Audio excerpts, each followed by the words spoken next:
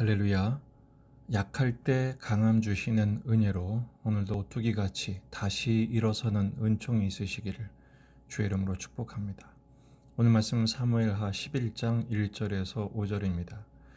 그 해가 돌아와 왕들이 출전할 때가 되매 다윗이 요압과 그에게 있는 그의 부하들과 온 이스라엘 군대를 보내니 그들이 암몬 자손을 멸하고 랍바를 에워쌌고 다윗은 예루살렘에 그대로 있더라. 저녁 때에 다윗이 그의 침상에서 일어나 왕궁 옥상에서 거닐다가 그곳에서 보니 한 여인이 목욕을 하는데 심히 아름다워 보이는지라.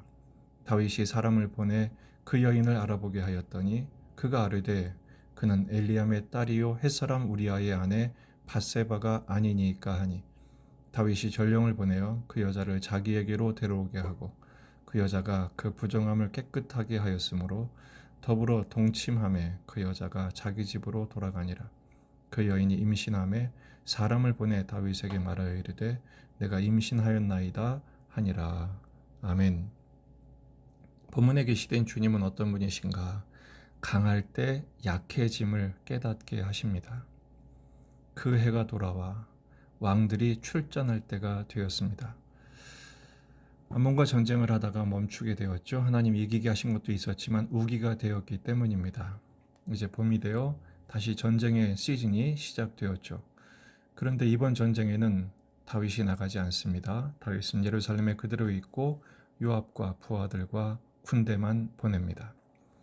그리고 그 전쟁에서 암몬을 포위하고 랍바만 남겨놓았죠. 그런데 이 랍바만 남겨놓은 전쟁의 막바지가 12장 끝절까지 마지막 25절까지 이어집니다. 그제서야 랍바를 쳐서 왕성을 점령하게 되죠. 왜 그렇습니까? 바로 다윗의 범죄 기사가 삽입됐기 때문입니다. 지금까지 승승장구했던 다윗은 하나님이 가는 곳마다 이기게 하셨지만 이제부터는 내리막을 걷게 됩니다. 그 첫 번째 시작이 바로 간음죄로 출발을 하지요.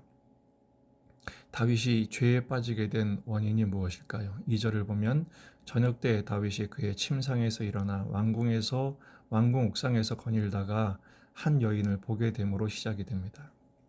아마도 시에스타 중동 지방의 낮잠을 좀 길게 잔 것 같습니다. 그래서 많은 분들이 다윗은 지금 왕들이 출전할 때 전쟁터에 있어야 했는데 왕궁에서 나태하게 노닥거리다가 죄를 범하게 됐다. 이렇게 해석을 하기도 합니다. 틀림은 없지만 제가 볼 때는 그곳이 왕궁, 전쟁터가 아니라 왕궁이어서 죄가 시작된 것이 아니고 하나님과 함께 있지 않았기 때문에 문제가 시작된 것이라고 보입니다. 왜냐하면 10장에서 암몬 전에 이미 다윗은 전쟁에 나가지 않았었고 요압이 지휘한 적이 있었습니다. 그러나 그때는 하나님이 함께 하셔서 이겼죠. 지금 왕궁에 있는 다윗은 자신의 편안함에 빠져서 하나님과 함께 있는 일에 실패했기 때문입니다. 왜 그랬을까요? 모든 문제가 해결됐기 때문입니다. 문제가 없었어요. 왕권은 이미 강력하게 확립되었고 군대는 왕성해서 대적할 만한 적이 보이지 않았습니다. 안팎의 문제들은 다 해결되고 있었고 그러다 보니 절박하게 하나님께 엎드릴 필요가 없어지게 된 것입니다. 사람은요, 배부르고 등 따시면 또 돈 많고 시간 남고 건강하면 죄질 생각밖에 하지 않는 것이 인간의 본성입니다. 영적인 텐션이 떨어지게 되죠. 그렇게 되면 사망의 깊은 잠에 점점 빠져들게 되는 것입니다. 그래서 하나님은 우리로 결핍의 현실, 고단하고 고난이 계속되는 삶으로 이끌어 가시는 것입니다. 그것이 우리에겐 오히려 감사합니다. 왜 그러죠? 억지로라도 엎드리게 되니까요. 엎드리면 은혜 주시거든요. 그래서 약할 때 강함 되게 하시는 것입니다. 하지만 형통할 때는 정말 조심하셔야 됩니다. 스펄전 목사님도 고난의 때 엎드림이 감사하지만 형통할 때는 더 큰 은혜가 필요함을 엎드려 받는 은혜, 그것이 형통하게 되었을 때는 더 엎드리고 더 엎드려야 함을 강조하고 계십니다. 왜 그렇습니까?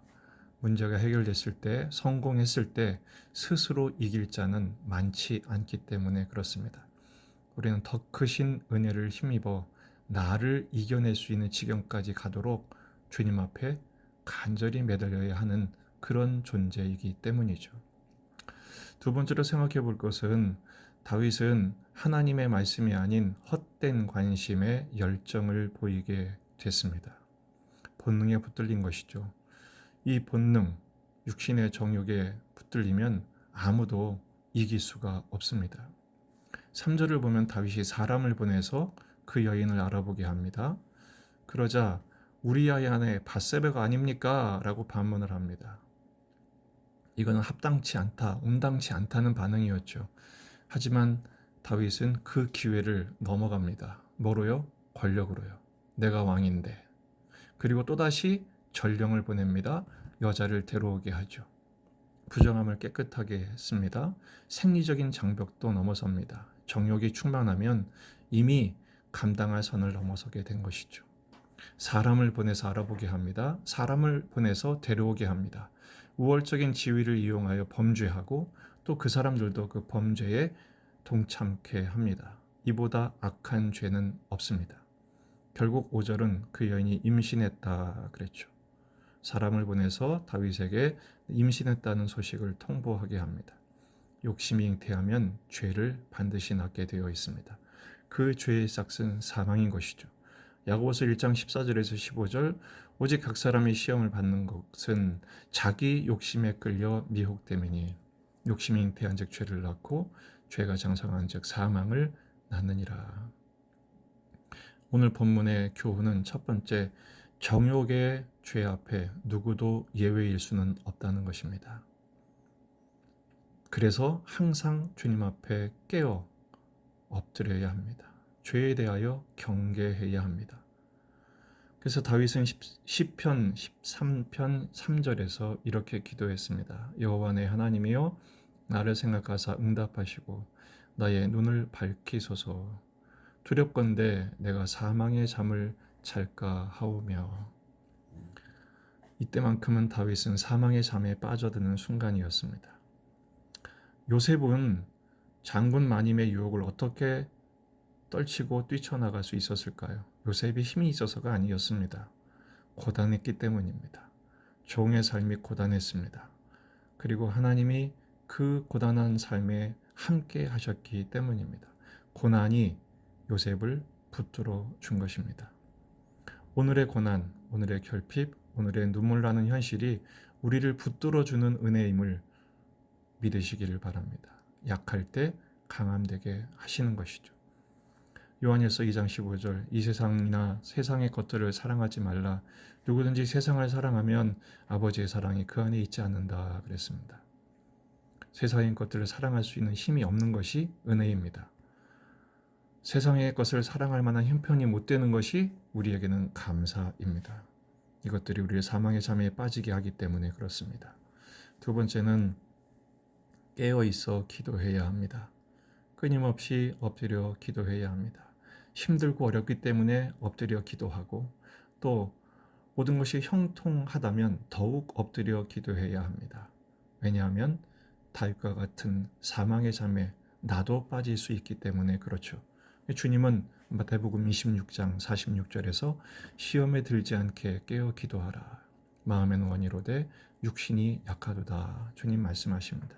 우리가 얼마나 연약한 존재를 아셨기 때문에 시험에 들지 않기 위해서는 깨어 있어야 함을 강조하신 것입니다. 어떻게 깨어 있을까요? 잠은 자야 되잖아요. 영적인 각성을 말합니다. 기도에 깨어 있어야 됩니다.